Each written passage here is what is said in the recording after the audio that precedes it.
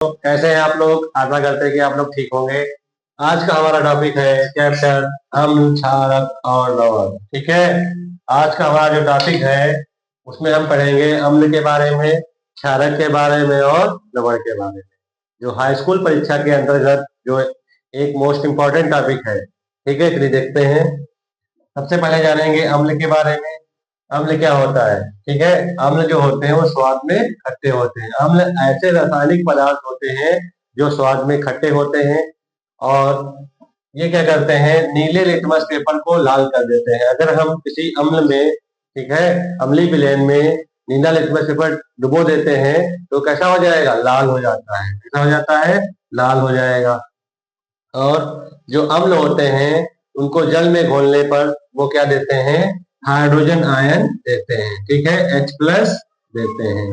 ठीक है, अम्लों को जल में घोलने पर H आयन देते हैं। ठीक है, फिर क्या है आपको बताए, जैसे कि HCl का है एक अम्ल है। ठीक है, H2SO4, HCl मतलब हाइड्रोक्लोरिक अम्ल। क्या बोलेंगे? हाइड्रोक्लोरिक अम्ल। H2SO4 सल्फ्यूरिक अम्ल।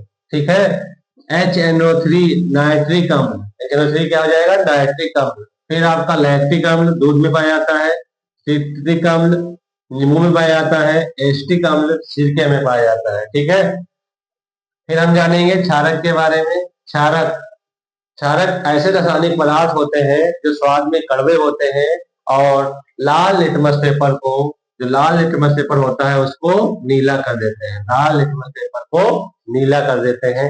कहने का मतलब ये है कि अगर किसी क्षारीय विलेन में लाल लिटमस पेपर डुबोते हैं तो कैसा हो जाएगा? नीला हो जाएगा। ओके, फिर नोट मोस्ट इंपॉर्टेंट जो पॉइंट है वो क्या है? क्षारक और क्षार में बहुत लोगों को अंतर नहीं पता होता है। चलिए आज हम जानते हैं क्षारक और क्षार क्या होते हैं।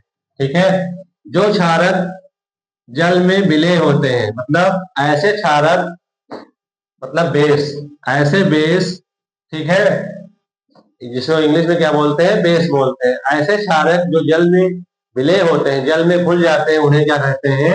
क्षार कहते हैं। ठीक है, इंग्लिश में क्या कहते हैं? एल्कली। क्या कहते हैं? एल्कली। ठीक है, ऐसे क्षारक जो जल में घुल जाते हैं उन्हें क्या बोलते हैं? क्षार बोलते हैं, इंग्लिश में alkali. Ammonium hydroxide, CaO calcium oxide, NaOH sodium hydroxide, KOH potassium hydroxide, CaOH whole twice calcium hydroxide, ये क्या है? क्षारक होते हैं। इनमें से ऐसे क्षारक जो जल में घुल जाते हैं जैसे कि NaOH, KOH, CaOH whole twice और NH4OH। ठीक है, अमोनियम हाइड्रोक्साइड। ठीक है, ये क्या होते हैं? क्षार होते हैं कि ये जल में घुल करके क्या देते हैं? OH आयन रिलीज करते हैं। क्या देते हैं? OH आयन रिलीज करते हैं। ठीक है, फिर हम जानेंगे लवण के बारे में।